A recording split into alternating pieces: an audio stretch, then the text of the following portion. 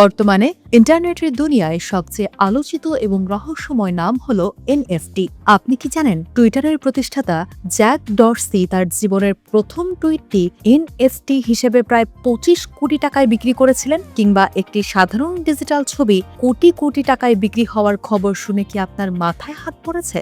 অনেকে ভাবেন এটা তো স্রেফ একটা ছবি, রাইট ক্লিক করে সেভ করলেই তো হয়, কিন্তু আসলে বিষয়টি এত সহজ নয়। আজকের ভিডিওতে আমরা একদম সহজ ভাষায় জানবো এনএফটি কি, এটি কিভাবে কাজ করে এবং কেন বুদ্ধিমান মানুষরা ডিজিটাল ছবিতে লাখ লাখ টাকা ঢালছেন। আপনি যদি প্রযুক্তির এই নতুন জোয়ার সম্পর্কে পরিষ্কার ধারণা পেতে চান, তবে আজকের ভিডিওটি আপনার জন্য। এনএফটির পুরো নাম হলো নন ফাঙ্গিবল টোকেন। একটু কঠিন শোনালেও এর অর্থ খুব সহজ।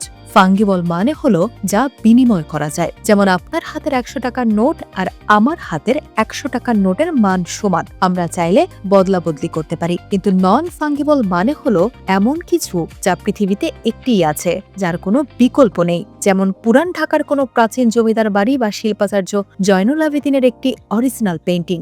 ডিজিটাল জগতে যখন কোনো ফাইলকে এমন একটি ইউনিক সার্টিফিকেট দেওয়া হয় যা কেউ নকল করতে পারে না, তাকেই বলা হয় এনএফটি। এটি মূলত ব্লকচেইন প্রযুক্তির উপর ভিত্তি করে তৈরি, যা ডিজিটাল সম্পদে আপনার মালিকানার অকাট্য দলিল হিসেবে কাজ করে।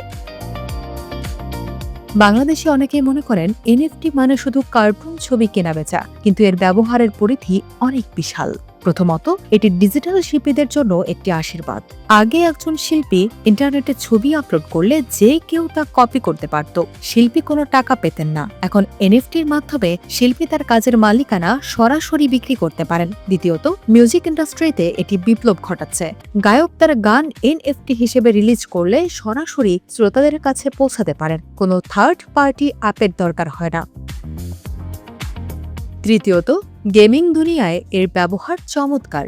ধরুন আপনি একটি অনলাইন গেমে একটি দামি তলোয়ার বা পোশাক কিনলেন। এনএফটি হলে ওই আইটেমটি গেমের বাইরেও আপনার সম্পদ হিসেবে থাকবে এবং আপনি অন্য কারো কাছে তা বিক্রিও করতে পারবেন। চতুর্থত, ভবিষ্যতে আমাদের পাসপোর্ট, জাতীয় পরিচয়পত্র বা জমির দলিলও এনএফটি আকারে আসতে পারে। এর ফলে জাল কাগজপত্র তৈরির সুযোগ একদম বন্ধ হয়ে যাবে, কারণ ব্লকচেইনে তথ্য একবার জমা হলে তা কেউ মুছতে বা পরিবর্তন করতে পারে না। এখন প্রশ্ন আসতে পারে, ভাই আমি তো ছবিটা ফ্রিতে ডাউনলোড করতে পারছি, তাহলে মানুষ কেন কোটি টাকা দিয়ে কিনছে? এর উত্তরটা লুকিয়ে আছে 3টি বিশেষ কারণে। প্রথম কারণটি হলো মালিকানা বা স্ট্যাটাস। পৃথিবীতে অনেক মানুষ আছেন যারা শখ করে কোটি টাকার ঘড়ি বা গাড়ি কেনেন শুধু নিজের আভিজাত্য বোঝাতে। ডিজিটাল দুনিয়ায় একটি দামি এনএফটি থাকা মানে আপনি ওই বিশেষ কমিউনিটির অংশ, যা আপনার ডিজিটাল প্রোফাইলকে অন্যদের থেকে আলাদা করে তোলে। দ্বিতীয় কারণটি হলো বিনিয়োগ। অনেকে এনএফটি কেনেন লাভের আশায়। হয়তো আজ একটি ছবি 5,000 টাকায় কিনলেন, কিন্তু ছবিটির ডিমান্ড বেড়ে গেলে কাল তা 5 লাখে বিক্রি করা সম্ভব। এটি অনেকটা জমি কেনা বেচার মতো। তৃতীয়ত এবং সবচেয়ে আকর্ষণীয় কারণ হলো রয়্যালটি। এনএফটির কোডিং এ এমন একটি সুবিধা আছে যে ওই ডিজিটাল সম্পদটি যতবার হাত বদল হবে, মূল নির্মাতা বা শিল্পী ততবার বিক্রয় মূল্যের একটি নির্দিষ্ট অংশ আজীবন পেতে থাকবেন। অর্থাৎ শিল্পী মারা গেলেও তার পরিবার ওই কাজ থেকে আয় করতে পারবে।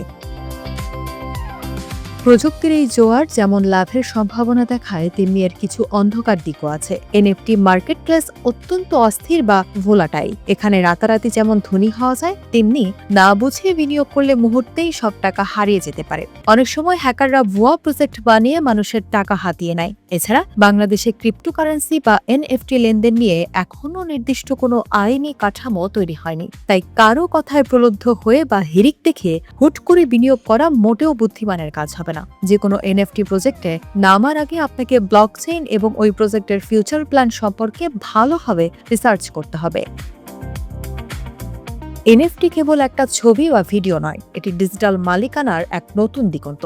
ইন্টারনেট যেমন আমাদের তথ্য আদান প্রদানের ধরন বদলে দিয়েছে, এনএফটি তেমনই আমাদের সম্পদের মালিকানা প্রমাণের পদ্ধতি বদলে দিচ্ছে। হয়তো আগামী 5 থেকে 10 বছর পর আপনার ঘরের কাগজের দলিলগুলো স্মার্টফোনের কোনো এনএফটি টোকেনে পরিণত হবে। আজকের এই ভিডিওটি আপনার কাছে কেমন লেগেছে এবং এনএফটি নিয়ে আপনার মতামত কি, তা অবশ্যই কমেন্টে জানান। ভিডিওটি ভালো লাগলে শেয়ার করুন আর প্রযুক্তির সব নতুন আপডেট পেতে আমাদের সাথেই থাকুন।